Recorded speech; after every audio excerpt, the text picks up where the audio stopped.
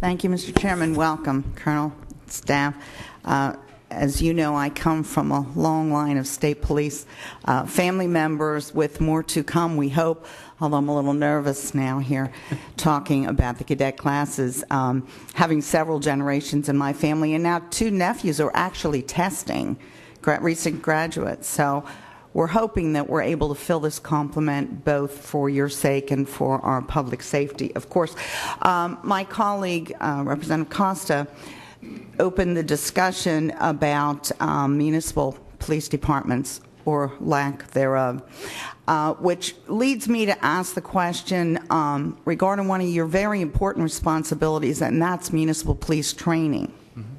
To me, that's incredibly important. Having been a borough council member and president with oversight for a municipal, fairly large municipal police force, I realize the value in that. Now, this budget proposal shows some changes there, and there's a decrease in the amount of money going into that. I think it's 3.5%. So, you know, it's just a bit of a number to deal with. But am I correct in understanding that as a result of Act 50, from 2009, it is now the responsibility of the municipality to pay for that training? Am I correct that that's how that's working? You are absolutely correct. Okay, so now we're looking at the municipality's additional expense on the heels of what Representative Costa just was addressing, and potentially more reason for them to move away from the municipal responsibility. But when my state police commissioner says he's scared, that makes me scared, by the way, when you use that term of how this is going to evolve.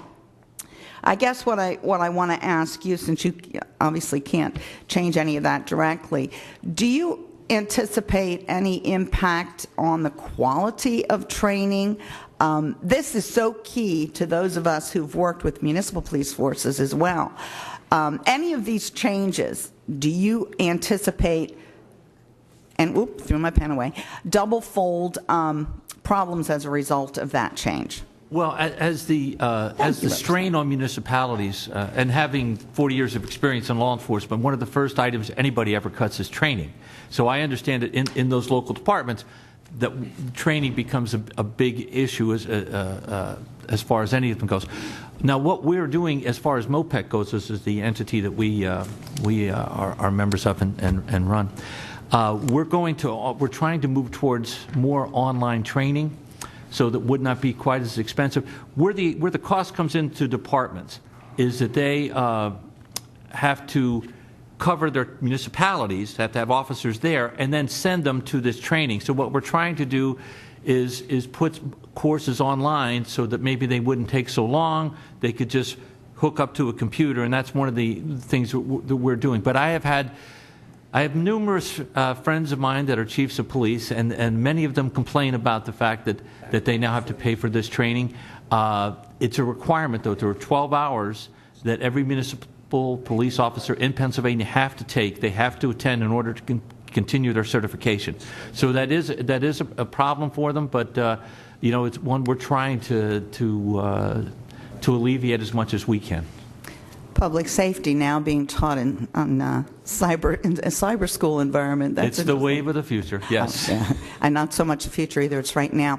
Let me just swing back quickly to the lab support, which seems to be a hot topic here. We're all concerned about that. And relating that to our local municipalities and their own police forces. How do you feel about, or is there a problem with, or is there even a lot of evidence that some of the smaller municipalities are using private lab services? And how does that factor in for you? I mean, with the time delay in the backlog, I think that's a legitimate question. Well, yes. Smaller departments probably not, because they can't afford private laboratories. But some of the large, if you have a suspect and you want to go to a private laboratory and things like that, then you might get a much quicker turnaround time. It's as expensive. Ours is free. You know, it does cost money. I don't see that as being a big trend, but that is something that's happening.